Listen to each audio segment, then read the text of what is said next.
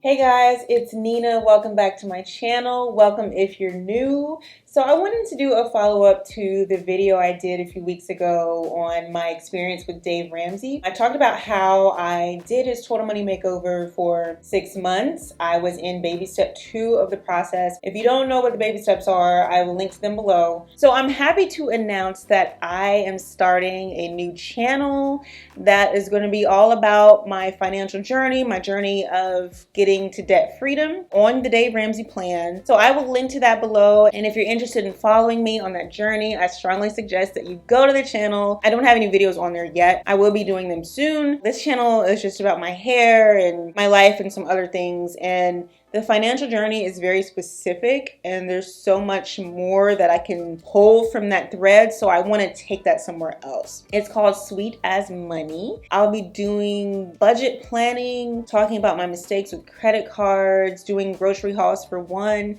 just showing all the ways that I'm using my money and cautionary tales about how I've used my money. A lot of those of you who watched the video were really supportive and just understanding of where I was coming from and commiserating with me in a lot of areas. Some people were really harsh and just kind of like unnecessarily mean. And to those people, I would just say, I go to a therapist and I find that it really helps me, so it might help you too. So if you haven't watched that video, I strongly suggest that you go back and look at that, because I'm really not going to rehash everything that I said there. But in the video, to make it clear, I was specifically talking about baby step 2 of the process. There are 7 baby steps. Baby step 2 is when you pay off all your debts, smallest to largest. Arguably, that is the hardest part for people. That is the longest, most intense part for people. There is a step where you pay off your home, but at that point you're already debt free. You know, you have your emergency fund, you have everything in place, so it's not as intense as baby step 2. Dave is very clear about not wanting you to have a life in baby step 2. And he constantly says in baby step 2, you should not see the inside of a restaurant unless you're working there. He is very specific with his instructions on not having a life. So I understand that part. That is probably the most controversial step of the entire plan, because you're putting all your extra money towards the debt. You're not paying into retirement. Everything is about the debt. I understand very clearly.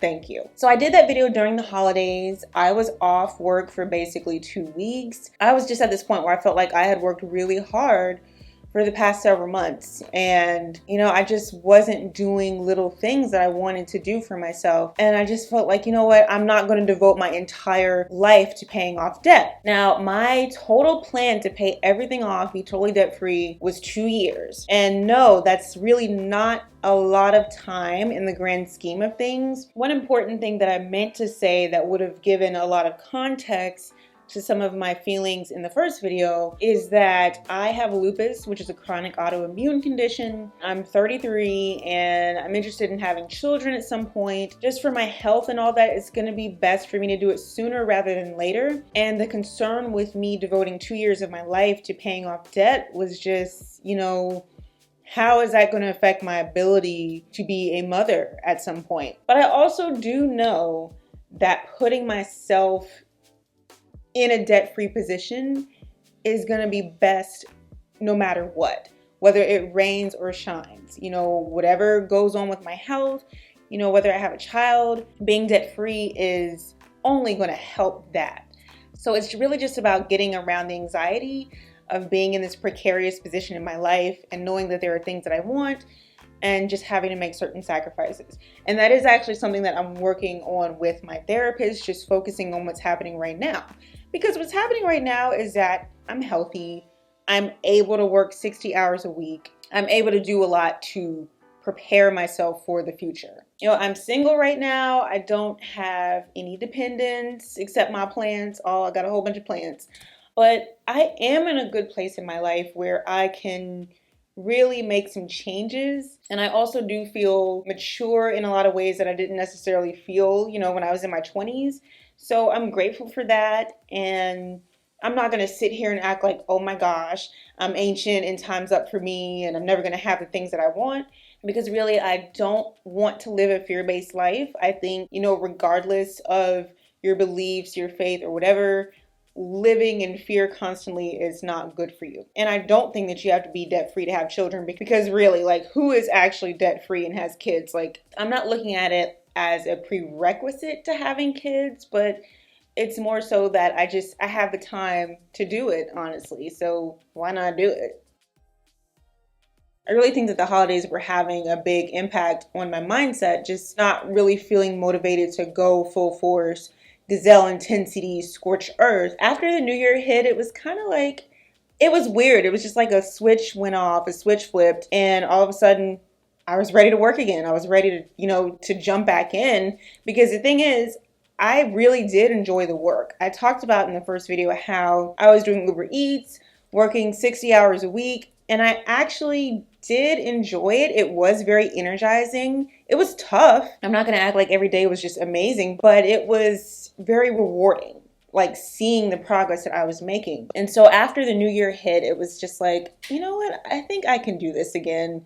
Like, I'm finally going back to work. I can just think about work more. I'm happy to say that I am getting back on Dave's Total Money Makeover. I feel like it's really something that I want to do for myself. Dave talks about saying no a lot, and there are a lot of things I will say no to. But I feel like in this time that I'm going to be doing this plan, there are some things I can say yes to, that I can plan for, budget, all of that. And I'm not going to stress myself out about it. I'm not going to make myself feel guilty.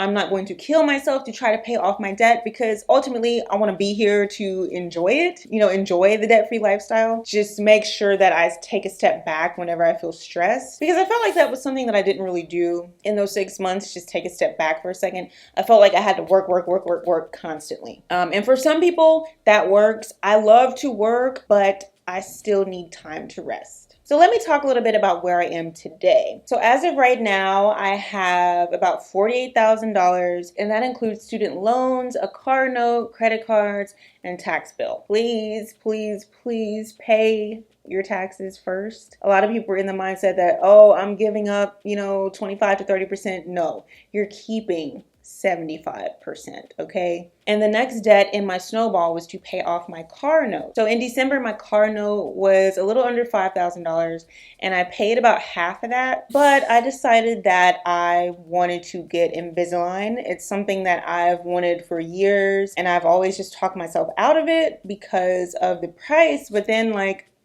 I've spent thousands of dollars on credit cards, for stuff that I can't even remember nowadays. I decided to just go ahead and cash flow my Invisalign for the new year. So with the payment that I made on my car, it basically paid it up through April. The money that I would have been putting on my car payment, I'm putting towards my Invisalign.